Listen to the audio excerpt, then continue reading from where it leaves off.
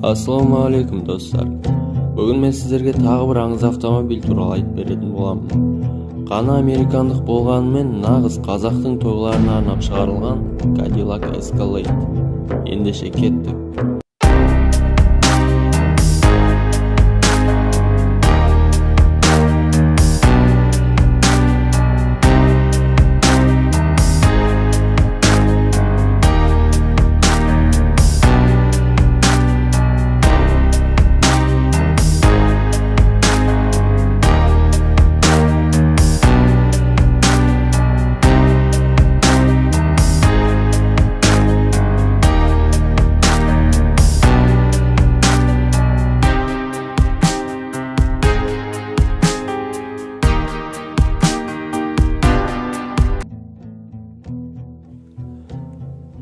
Алғашқыда американдық Ford пен Chevrolet атты компанияларға жауап ретінде шығарылған өте алып, мықты және өзінше Escalade басқа ешбір көлікке ұқсамады. Биыл алғашқы Escalade'тің шыққанына 20 жыл толды достар. Осы уақыт ішінде бұл үлкен көлік өте қатты өзгерістерге ұшырады. 1999 жылы жарық көрген, ұзындығы 5 метр 11 сантиметр болатын алғашқы Escalade бүгінгі күнгі джиптармен салыстырғанда аса үлкен көрінбейтін еді. Өз салонына 5 қана адам сыйғыза алатын джип соның өзінде үлкен люксті көліктерге аш қасқырдай тәбеті ашылған американдықтарды қанағаттандыра білді. Себебі содан бір жыл бұрын линкольндықтар өзінің навигаторын ұсынған еді. Осыған қарамастан сәл уақыт өткеннен кейін Escalade'ді культтық автомобильге айналу күтіп тұрды. Американдықтар жаңа Escalade'ге үйренгенше көптеген журналистер мен телеарналар Escalade туралы жаза бастайды. Әрине, олардың арасынан критикалық көзқарастар да өз орнын тапты. Олардың айтуы бойынша жаңа Escalade осыдан жарты жыл бұрын шыққан GMC Yukonның жай ғана люкс көшірмесі екендігі айтылды. Ал капотының астында тура сол 225 жылқыны байлап отқан 8 цилиндрлі Vortec қозғалтқышы тұратын еді. Бұл көліктер мінезімен де басқарылуымен де еш айырмашылық жоқ екенін көрсетті. Дегенмен де жаңа Escalade'тің Yukonнан айырмашылығы көп.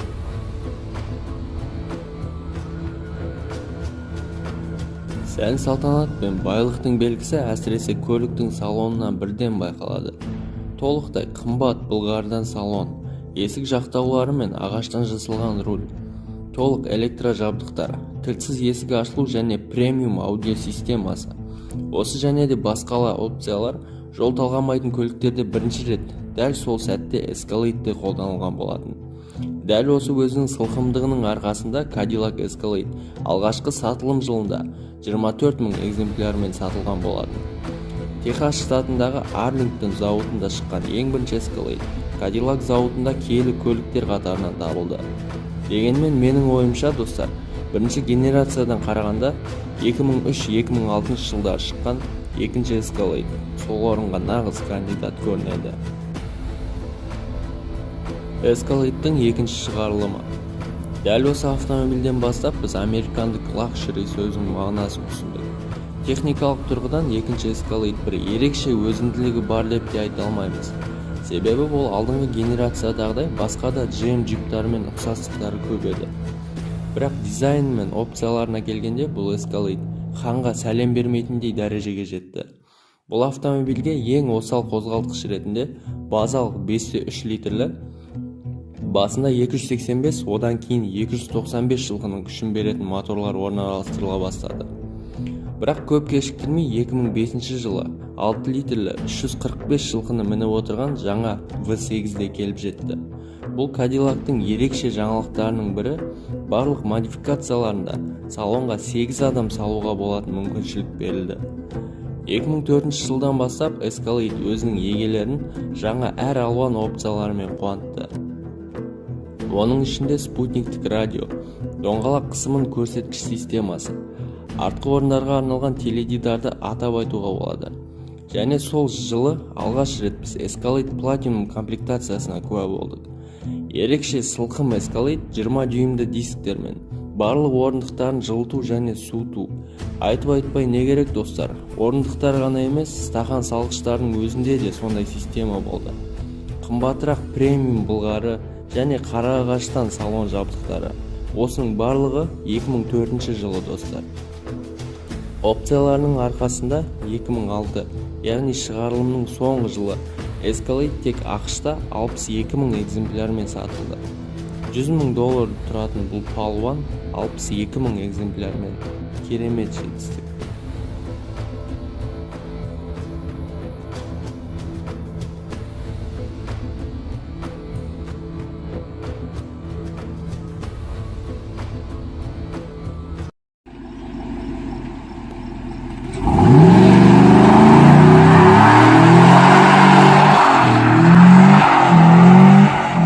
Escalade'дің үшінші кезеңі.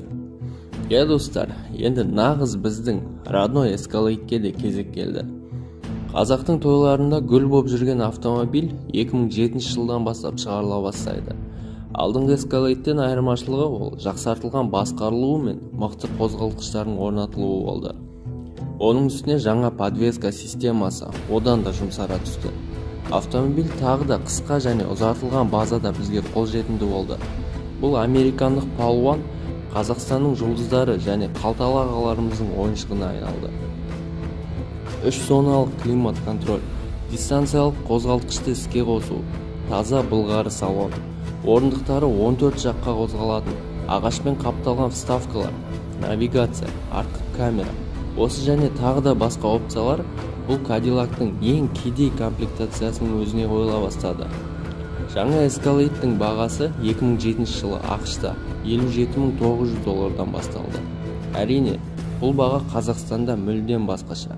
Бірақ оның өзінде ағаларымыздың тәбеті қымбат бағаға қарамады. Қозғалтқыштарына келсек. Үшінші кезеңде Escalade'ге жаңа 6.2 литрлі Vortec моторы қойыла бастады. Ол 403 жылқының күшін және 560 ньютон-метр айналдыру моментін береді.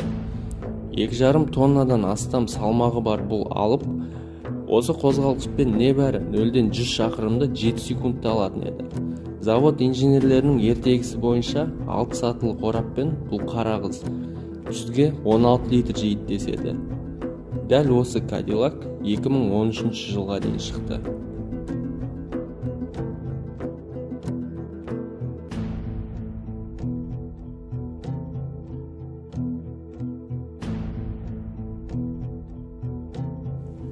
Жаңа Escalade.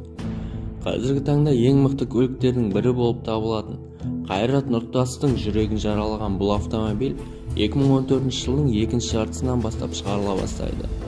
2015 жылғы Cadillac-тар Base, Luxury, Platinum болып 300-ге бөлінді. Базалық Cadillac-тың бағасы әжептәуір өсіп $71.490 жетті. Бағаның өсуін Cadillac-тықтар былай түсіндірді. Алдыңғы Cadillac-пен салыстырғанда ең кедей комплектацияларының өзінде сізге керек барлық опциялар бар және сәйкесінше көліктің басқарылуы мен қауіпсіздігі арта түсті. Ол өз бағасын толықтай ақтап, сізге ұзақ жылдар бойы қызмет етеді.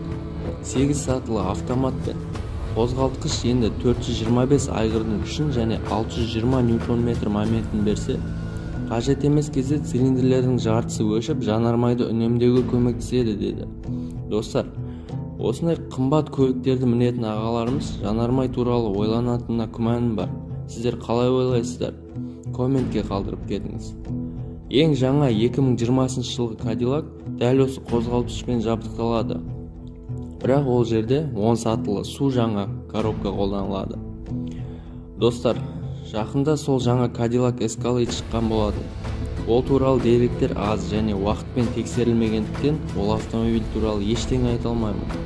Болашақта оған да қолымыз жетеді деген сеніммен барлықтарыңыз, яғни әрбір қазақ баласы осындай мықты көлік мінуіне тілектеспін. Жапондық 570 Land Cruiser немесе BMW X7 деген сияқты бұл автомобильдің бәсекелестері көп. Ал сіз қайсысын таңдар едіңіз? Комментарий қалдырып кетіңіз.